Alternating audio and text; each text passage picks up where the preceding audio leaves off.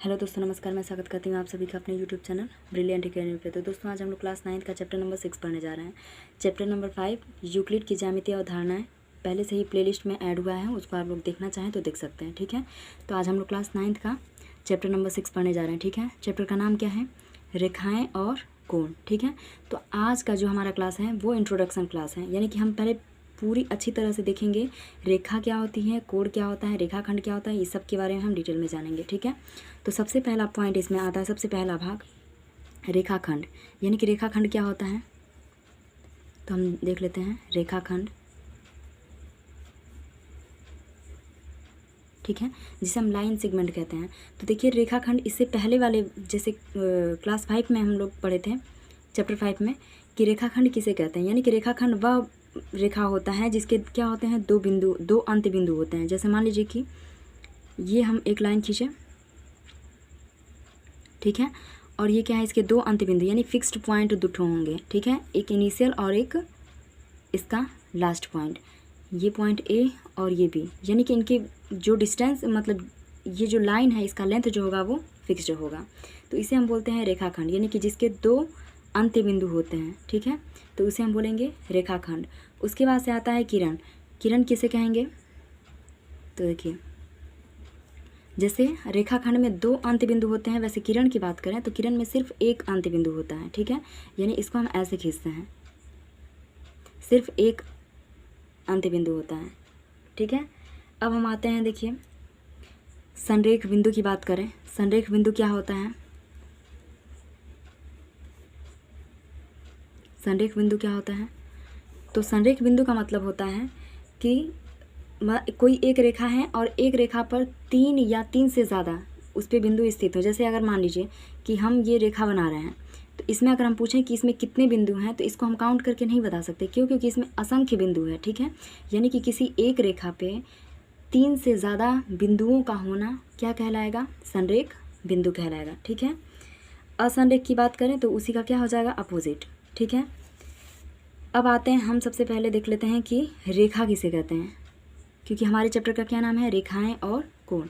तो सबसे पहले हमें जानना ज़रूरी है कि रेखाएं किसे कहते हैं। तो देखिए, हेडिंग दे देते हैं हम लोग रेखाएं।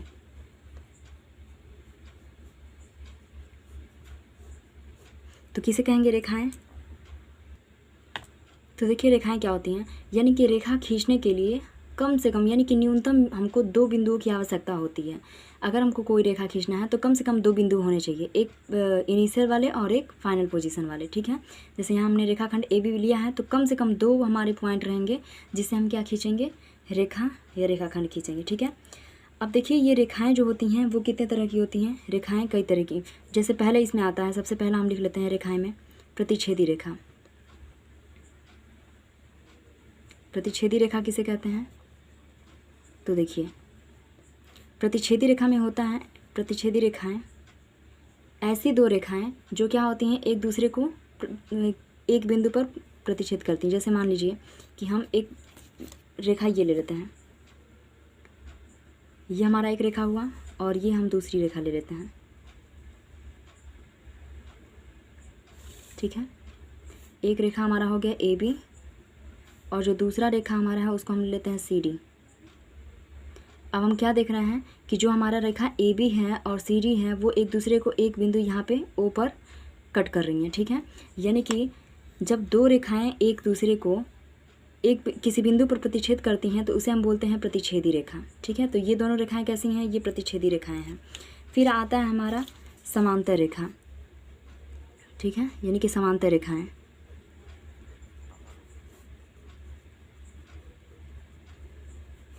तो देखिए, समांतर रेखाएं किसे कहेंगे?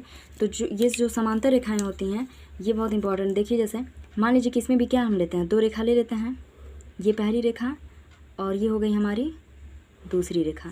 तो प्रतिच्छेदी रेखा में क्या होती हैं? दो रेखाएं होती हैं, मान लीजिए ए बी, और ये हो गया हमारा सी डी। तो ये दोनों कभी एक दूसरे को प्रतिच्छेद नहीं करती हैं, यानी कि इनकी लंबाई चाहे हम जितना बढ़ा लें कभी ये एक दूसरे को प्रतिच्छेद नहीं करती हैं। और दूसरा इसका इंपॉर्टेंट पॉइंट होता है कि इसके किसी भी बिंदुओं के बीच की दूरी क्या होती है? हमेशा इक्वल होता है, यानी कि इनके दोनों रेखाओं के बीच का जो डिस्टेंस होता है वो हमेशा क्या होगा? बराबर होगा, यानी फिक्स्ड होता है। यहाँ से हम ले लें या फिर यहाँ से नापें तो इनके बीच की दूरी क्या होगी, हमेशा बराबर। यानी दो समांतर रेखाओं के बीच की दूरी सदैव बराबर होती है और दो समांतर रेखाएं मतलब समांतर रेखाएं परस्पर कभी प्रतिच्छेद नहीं करती हैं। ठीक है, समांतर रेखा हो गया। अब देखिए रेखाएं तो हो गया, अब हम आते हैं कोण पर। तो कोण किसे कहते हैं इसको हम जान लेते हैं। तो देखिए कोण होता है मतलब कि जब किसी एक बिंदु से, ठीक है, जब किसी एक बिंदु से दो किरणें खींची जाती हैं। जैसे मान लीजिए हम लिख लेते हैं, इसकी डिफिनीशन लिख लेते हैं। जब दो किरणें एक ही बिंदु से प्रारंभ होती हैं,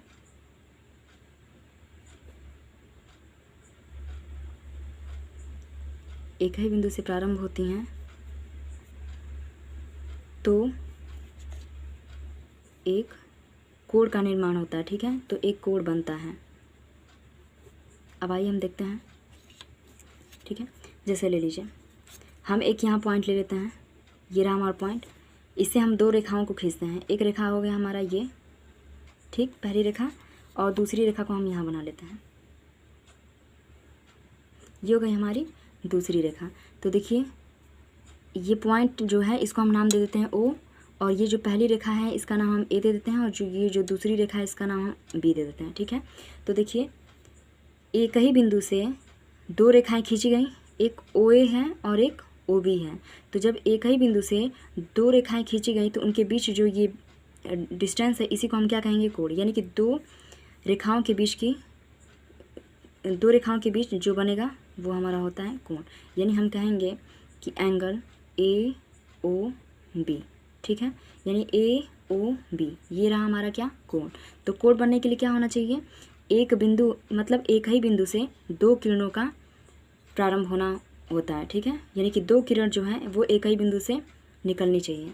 तो ये तो रहा हमारा कोण। अब देखिए कोण भी हमारे क्या होता है।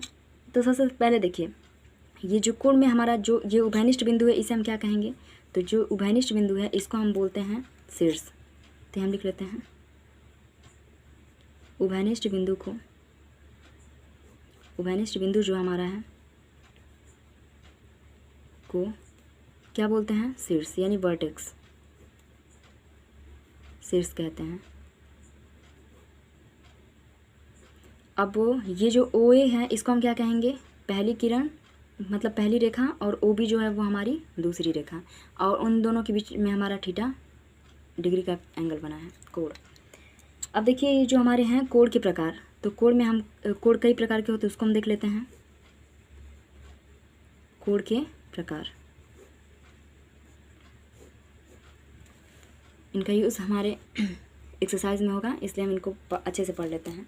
तो देखिए कोण में हमारा सबसे पहला आता है, तो देखिए कोण के प्रकार में सबसे पहला हम लेते हैं न्यून कोण। न्यून कोण का मतलब कि वह कोण जो क्या हो, 0 और 90 के बीच में हो, यानी कि 0 से बड़ा हो और 90 से क्या हो, छोटा हो। तो न्यून कोण के लिए हमारा क्या कंडीशन होगा, यानी कि जो हमारा थीटा की वैल्यू है वो क्या होनी चाहिए, 0 डिग्री से बड़ी होनी चाहिए और 90 डिग्री से क्या होनी चाहिए, छोटी। ठीक है, तो उसे हम कहेंगे, यानी हम लिख लेते हैं न्यून कोण का मान क्या होता है, न्यून कोण जो होता है वह कोण जो क्या हो, 90 डिग्री से कम हो,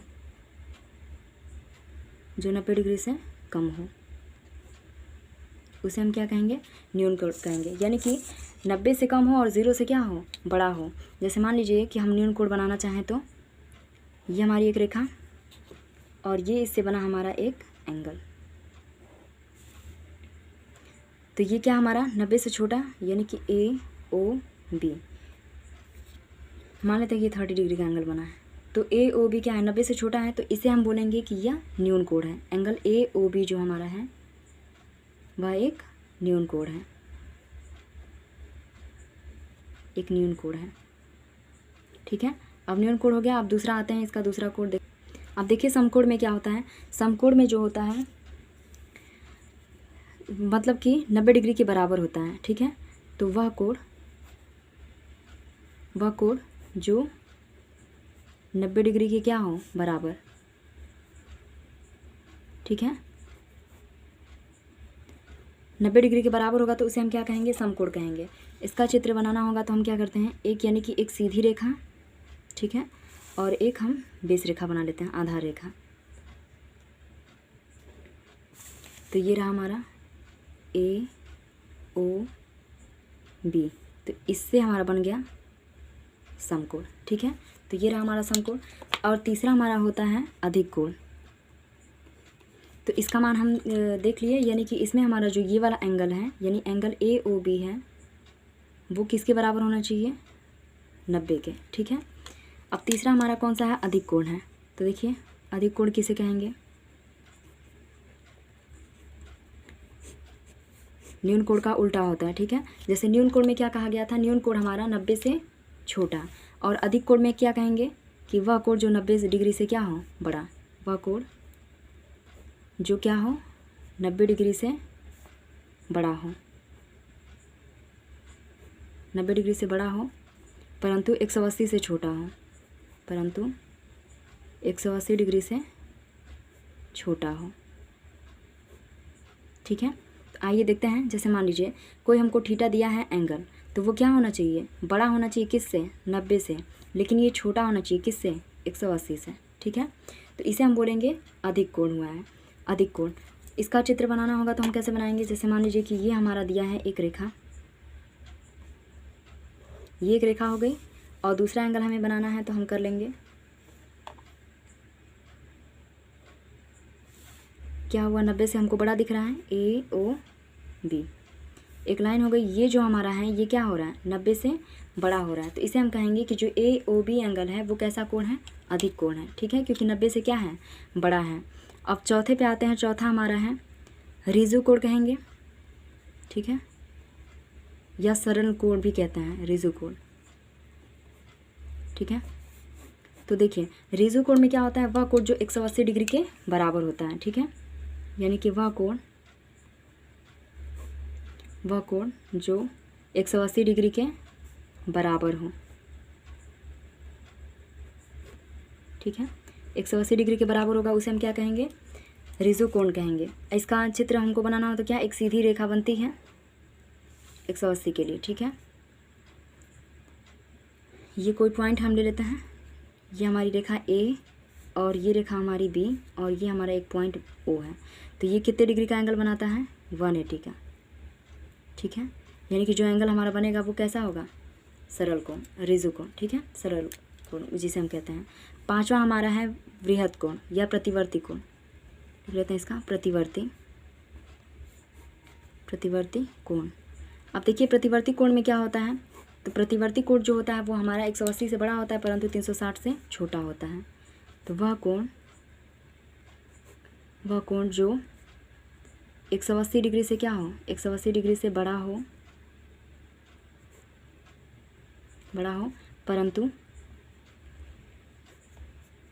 परंतु 360 डिग्री से छोटा हो, ठीक है। तो देखिए इसका अगर फिगर हमको ड्रॉ करना है तो कैसे करेंगे, तो ये रहा हमारा एक रेखा, ठीक है, और ये रही हमारी एक और रेखा, ये हमारा ए बी, दो रेखाएं हैं ओ से जा रही हैं। अब ये जो यहाँ से यहाँ तक जो हमारा एंगल बनेगा, ठीक है, यानी कि जो ये हमारा एंगल बन रहा है इसे हम बोलेंगे कि क्या है, ये प्रतिवर्ती कोण है, ठीक है। इसका मान क्या होगा हमारा, 180 से ये जो हमारा मान लेते हैं कि ये हमारी जो वैल्यू है वो x है, x डिग्री, तो इसकी वैल्यू x की वैल्यू जो है वो 180 से ज़्यादा होनी चाहिए, कम होनी चाहिए, ज़्यादा होनी चाहिए, और 360 से कम, ठीक है। यानी कि इसमें ये कंडीशन फॉलो करता है। तो हो गया ये प्रतिवर्ती कोण, ठीक है। अब आइए हम देख लेते हैं पूरक कोण क्या होता है। तो देखिए अगला हमारा है पूरक कोण। तो पूरक कोण क्या होता है, तो देखिए पूरक कोण में जब हमारे दो कोणों का योग, यानी कि जब दो न्यून कोणों का योग 90 के बराबर आ जाए तो उसे हम बोलते हैं पूरक कोण, जिसे इंग्लिश में हम कम्प्लीमेंट्री एंगल भी कहते हैं, ठीक है। यानी कि पूरक कोण हम समझ गए कि जब दो न्यून कोणों का योग 90 डिग्री के बराबर हो जाए तो उसे हम बोलते हैं पूरक कोण, ठीक है। तो हम लिख लेते हैं यहाँ पे इसका डेफिनेशन, यदि दो कोणों का योग, दो कोणों का योग 90 डिग्री, 90 डिग्री, या हम कर लेते हैं समकोण, समकोण के बराबर हो, के बराबर हो, तो उसे हम क्या कहेंगे, तो उसे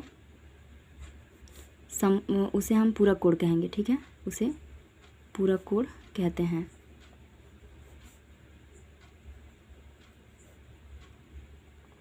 ठीक है, हम मान लेते हैं कि हमारे दो पूरक कोण हैं, एक x है एक y है, यानी कि पहला कोण हम ले लेते हैं x है और दूसरा हमारा है y। अगर इन दोनों को हम जोड़ेंगे तो हमारा कितना आना चाहिए, 90 डिग्री के बराबर, यानी कि दो कोण जो हमारे x और y हैं इन दोनों का योग किसके बराबर होना चाहिए, समकोण के बराबर होना चाहिए। तो उसे हम कैसा कोण कहेंगे, पूरक कोण कहेंगे। अब आते हैं हम दूसरा देख लेते हैं। जैसे मान लीजिए कि एक कोण हमको दे दिया है 30 डिग्री और पूछा है कि 30 डिग्री का पूरक कोण क्या होगा। तो 30 डिग्री का पूरक कोण ज्ञात करने के लिए हम 90 में से माइनस कर देंगे, यानी हम कहेंगे कि 30 डिग्री का पूरक कोण जो होगा वो 60 डिग्री होगा। पूरक कोण हो गया। अब हम आते हैं समपूरक कोण। अगला हमारा है समपूरक कोण। तो ये भी क्या होता है, ऐसा ही होता है यदि दो कोणों का योग 180 के बराबर हो जाए। ठीक है, यदि दो कोणों का योग, दो कोणों का योग 180 के बराबर या रिजु कोण के बराबर, ठीक है, रिजु कोण के बराबर हो जाए, के बराबर हो तो उसे कैसा कोण कहेंगे, समपूरक। तो उसे समपूरक कोण कहते हैं, समपूरक कोण कहते हैं। ठीक है, सॉरी यहाँ कोण, समपूरक कोण कहते हैं। जैसे मान लीजिए कि यहाँ पहला कोण हमारा x है और दूसरा कोण हमारा क्या है, y, और दोनों का जोड़ कितना होना चाहिए, 180 के बराबर। यानी कि दो कोण हमको दिए हैं x और y, उन दोनों का योगफल किसके बराबर आना चाहिए, 180 के। अगर दोनों का योग 180 के बराबर आ रहा है तो वो दोनों कोणों को हम क्या कहेंगे, एक दूसरे के समपूरक कोण हैं। ठीक है, जैसे मान लीजिए अगर हम दे देते हैं कि पहला कोण हमारा 60 डिग्री है, तो 60 डिग्री का समपूरक कोण क्या होगा, तो 60 डिग्री का समपूरक कोण ज्ञात करने के लिए हम उसको 180 में से माइनस कर लेंगे, यानी कि हम कहेंगे कि 60 डिग्री का समपूरक कोण जो होगा वो 120 डिग्री होगा। ठीक है, अब हम आते हैं दोस्तों देखिए समपूरक कोण हो गया। इसके बाद हमारा एक लास्ट है आसन्न कोण। ठीक है, यानी आसन्न कोण किसे कहेंगे,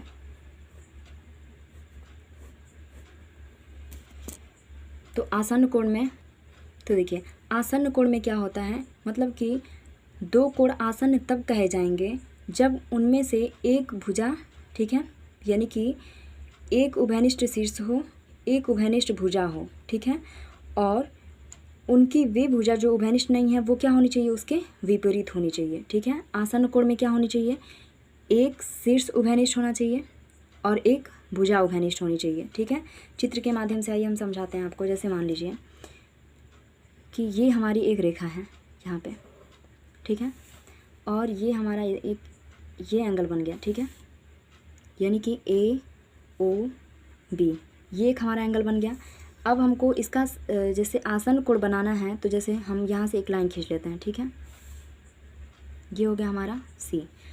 तो देखिए ये वाला कोण जो हमारा है इसको हम बोलेंगे कि इस वाले कोण का क्या है, आसन्न कोण है। ठीक है, क्यों, क्योंकि देखिए एक उभयनिष्ठ शीर्ष हो, यानी कि बिंदु O जो है वो इस रेखा में भी आ रहा है, C रेखा में भी और B रेखा में भी, यानी कि इन तीनों रेखाओं का एक ही ये बिंदु जो है वो कॉमन पॉइंट है, तो इसे हम बोलते हैं शीर्ष। यानी जो उभयनिष्ठ बिंदु है O वो हमारा क्या है, शीर्ष है।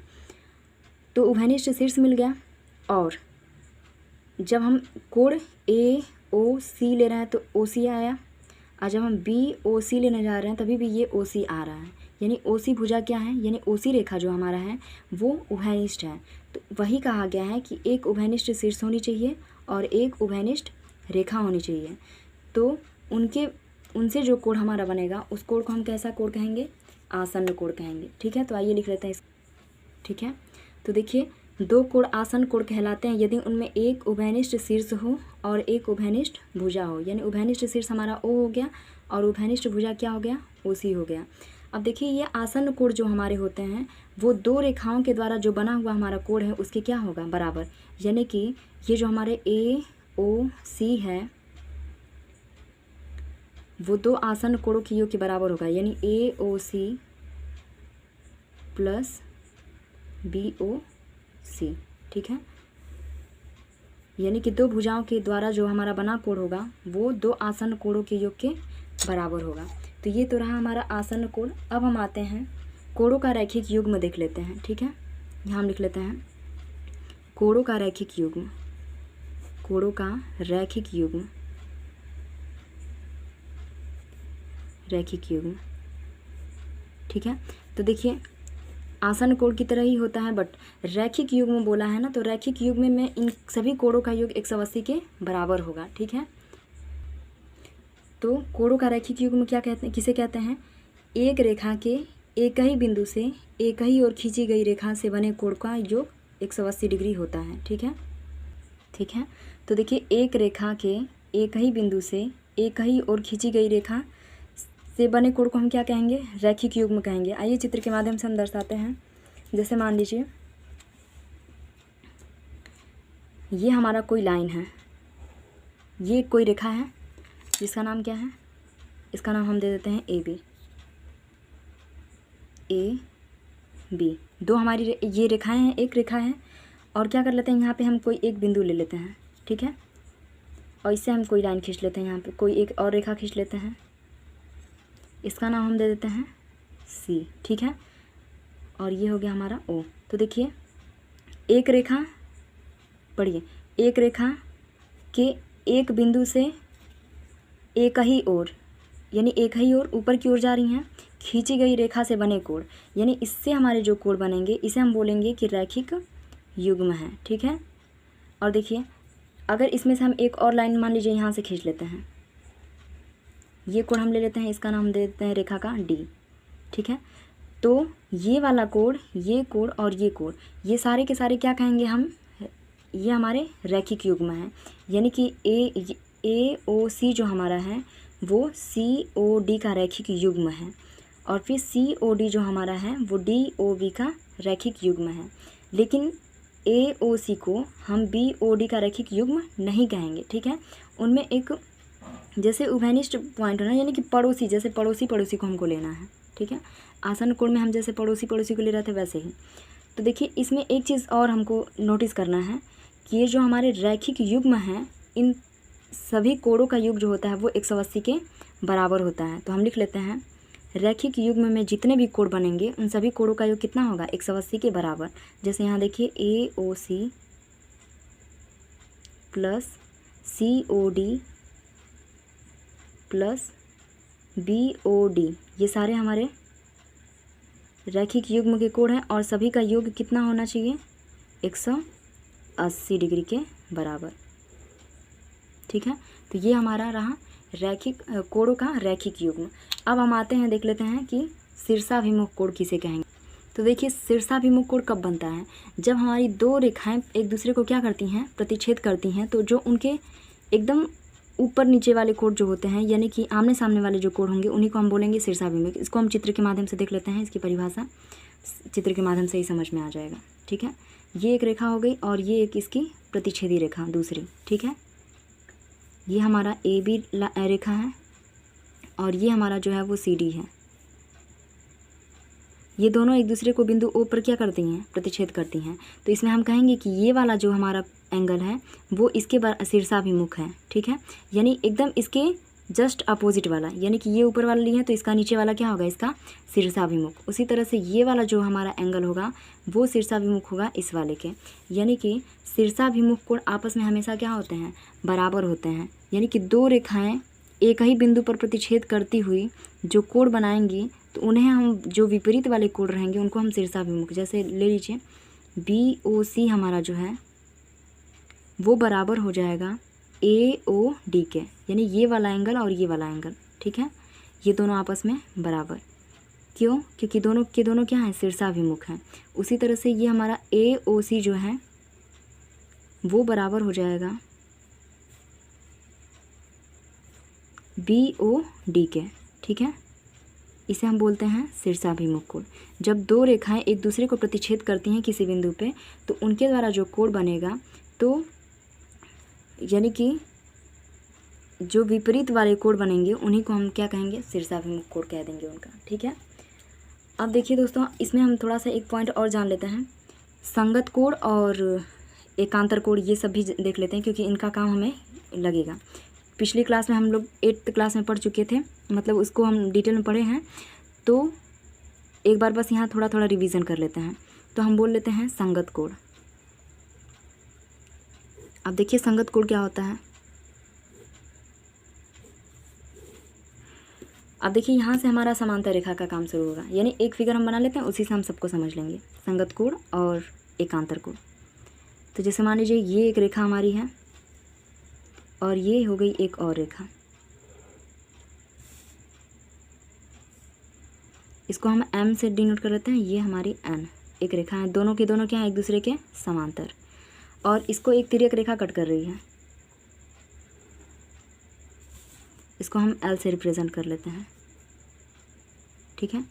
ये रहा हमारा एंगल 1 2 3 4 और 5 6 7 8, ये सारे हमारे एंगल बन गए, ठीक है। तो आइए हम देखते हैं कि इसमें संगत कोण कौन सा होगा। तो संगत कोण का मतलब होता है, जैसे देखिए ये हमको दिया रहेगा कि M जो है वो किसके समांतर है, N के, M N के समांतर है, तथा L क्या है, एक तिर्यक रेखा है, L एक तिर्यक रेखा है जो दोनों को क्या कर रही है, एक एक बिंदु पे कट कर रही है, प्रतिच्छेद कर रही है, तिर्यक रेखा है। तो देखिए संगत कोण क्या कहेंगे। संगत कोण का मतलब होता है कि एकदम, जैसे मान लीजिए कि ये लाइन हमारी गई, इसको ये रेखा कट की, तो इससे हमारे ऊपर कितने कोण बन रहे हैं, एक ये एक ये। उसी तरह से इस लाइन को अगर हम ढक लें, ये वाली लाइन जा रही है, इसको ये प्रतिच्छेदी रेखा कट कर रही है, तो ऊपर हमारे कौन कौन से कोण बन रहे हैं, एक ये। यानी कि इधर वाला जो एंगल होगा, एक साइड वाले जो एंगल हमारे होंगे उनको हम बराबर करते हैं। यानी 1 जो होगा वो किसके बराबर होगा, 5 के, और 2 जो होगा वो किसके बराबर होगा, 6 के। वैसे ही जो 3 होगा वो किसके बराबर हो जाएगा, 7 के, और जो 4 होगा वो 8 के। यानी कि एक साइड के ऊपर वाले एंगल ऊपर वाले के बराबर, और एक साइड के जो नीचे वाले एंगल हैं वो नीचे वाले के बराबर। यानी हम कहेंगे इसमें संगत कोण कौन कौन से हो जाएंगे, यानी कि एंगल 1 जो हमारा, संगत कोण आपस में हमेशा बराबर रहते हैं, कब, जब ये दोनों रेखाएं क्या हों, समांतर हों। यानी कि कोण 1 जो है वो बराबर हो जाएगा 5 के, और कोण 2 जो है वो बराबर हो जाएगा कोण 6 के, ठीक है। उसी तरह से ये जो कोण हमारा 3 है वो इक्वल हो जाएगा 7 के, और ये जो कोण 4 है वो इक्वल हो जाएगा 8 के, ठीक है। यानी एक ही साइड के हम कोण ले रहे हैं, यानी 1 जो हो गया 5 के, 3 जो हो गया 7 के, 2 हो गया 6 के, 4 हो गया 8 के। नीचे वाले एंगल नीचे वाले के बराबर, ऊपर वाले के बराबर, ठीक है। तो ये रहा हमारा संगत कोण। अब आते हैं हम एकांतर कोण देखते हैं। तो एकांतर में 2 तरह के हमारे एकांतर होते हैं। एक एकांतर अंतः कोण होता है, तो सबसे पहले उसको देख लेते हैं, एकांतर अंतः कोण, अंतः कोण। तो देखिए चित्र यही हमारा रहेगा, बस अंतः बोला ना, तो ये ऊपर का हिस्सा नहीं लेना है, और इधर से इस वाले हिस्सा नहीं लेना है नीचे का, ठीक है, अंदर का सिर्फ लेना है। तो ये समांतर रेखा है, इसके अंदर हमारे ये 2 कोण बन रहे हैं, और ये रेखा जो है इसके अंदर हमारा ये वाला दोनों कोण बन रहा है। और देखिए नाम से ही समझ में आ रहा है, एकांतर यानी कि एक के अंतराल के बाद, ठीक है। यानी एक को लेना है और उसके सामने वाले एंगल को छोड़ना है। जैसे ये 3 है हमारा, तो 3 का एकांतर क्या होगा, ये हम 5 नहीं ले करके इसको लेंगे, ठीक है। यानी कि जस्ट उसके विपरीत साइड वाले, ये जो हमारी तिर्यक रेखा जा रही है ना, उसके जस्ट इधर वाले, ठीक है, उल्टा वाले। तो कोण 3 का एकांतर अंतः कोण क्या हो गया, 6। यानी कि कोण 3 जो है और एकांतर अंतः कोण भी क्या होंगे, बराबर। यानी कि कोण 3 जो हो गया वो 6 के बराबर, और जो ये 4 है वो इसके अपने विपरीत, यानी कि 4 जो है वो किसके बराबर, 5 के बराबर। इसे हम बोलेंगे एकांतर अंतः कोण। अब आता है एकांतर बाह्य कोण। अब अंदर वाले को हम नहीं लेंगे, अब सिर्फ बाहर वाले को लेंगे। तो एकांतर बाह्य कोण,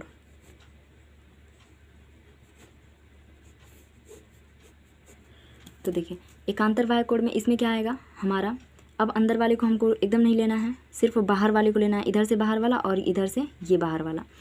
तो देखिए ये जो 1 है वो किसके बराबर हो जाएगा, देखिए 1 को लेना है तो हमको इधर इसके साइड यानी जो एकदम इसके साइड है उसको नहीं लेना है, उसके विपरीत वाले साइड को लेना है।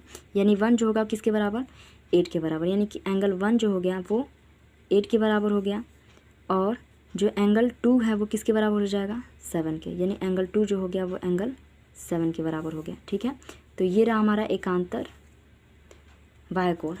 अब हम आते हैं दोस्तों, एक और हमारा है सह अंतःकोण। ठीक है, इम्पॉर्टेंट है क्योंकि इससे हमको क्वेश्चन मिलेगा हमारे एक्सरसाइज में।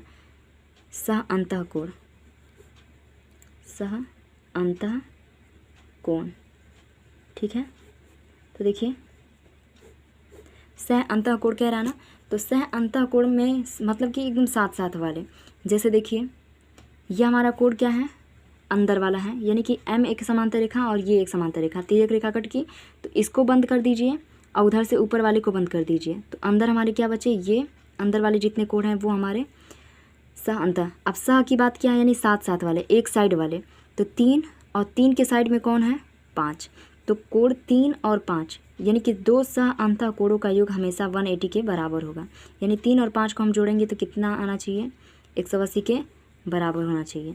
फिर देखिए इस साइड का ये 4 और इसका सह अंतः कोण कौन सा हो जाएगा, 6, यानी 4 और 6 ये दोनों का जोड़ कितना होना चाहिए, किसके बराबर, 180 के बराबर होना चाहिए। ठीक है, तो ये रहा हमारा सह अंतः कोण ज्ञात हुआ। ठीक है, यानी 2 सह अंतः कोणों का योग हमेशा क्या होगा, सह अंतः कोणों का योग हमेशा क्या होता है, 180 डिग्री के बराबर। ठीक है दोस्तों, तो जितना भी हमारे परिचय में था चैप्टर में उतना हमने आपको डिटेल में समझा दिया, उम्मीद करते हैं समझ में आया होगा। आइए एक हम प्रमेय देख लेते हैं कि यानी प्रमेय कि कैसे उसे सॉल्व करना है। ठीक है, तो आज के लिए इतना ही रहने देते हैं, क्लास थोड़ा लंबा हो गया है, और जो हमारा प्रमेय है 6.1 का उसको हम अगले वीडियो में अपलोड कर देंगे। ठीक है, तो